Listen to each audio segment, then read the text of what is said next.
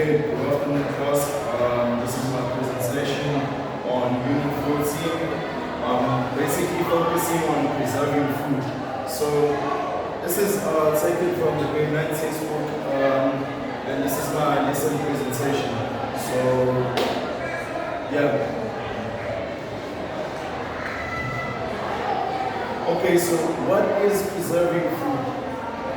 Preserving food has numerous definitions, and my definition is like preserving food is the process of storing and treating food well so that it lasts longer and doesn't lose its nutritional value, that it can still be fit for human consumption after a long period of time. So basically, that's the importance of preserving food so that we can be able to consume it like after a long period of time.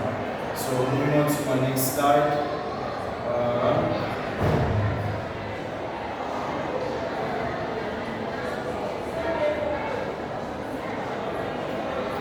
Okay, so often we preserve food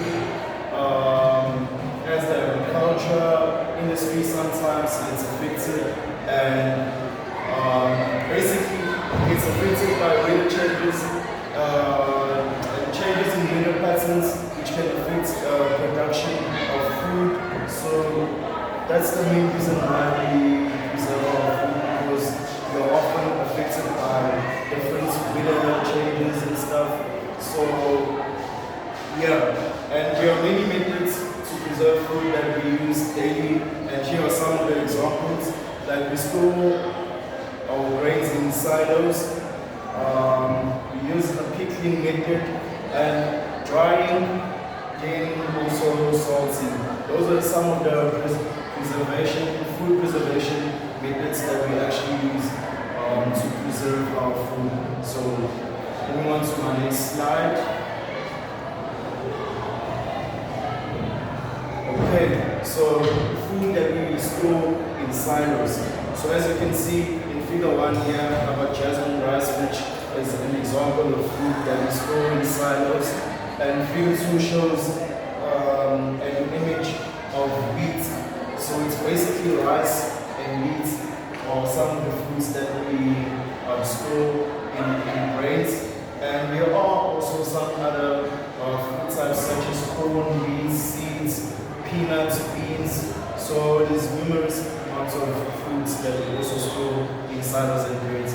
So on my next slide, we have our second method, which is pickling, where we store foods such as chili peppers, cucumbers, mushrooms, etc. So, and here's some of the examples. We have figure 3, sweet chili sauce, and my pickled onions. Okay, moving on.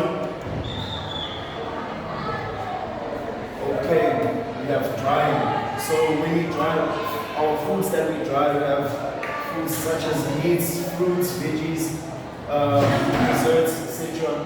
that we actually dry. So here's a figure showing an example of nuts that we actually dry, so you can actually have them for a long period of time. And we have meats that we actually smoke and preserve them by actually drying them. And we see these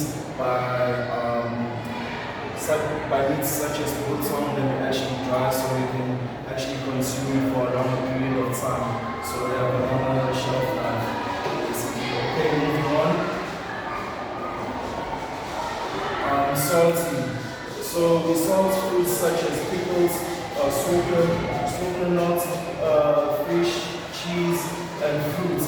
So here's an example here of a figure where we have our fish, which is preserved by salt, and we have pickled fruit, which is also preserved by salt, so it can last longer.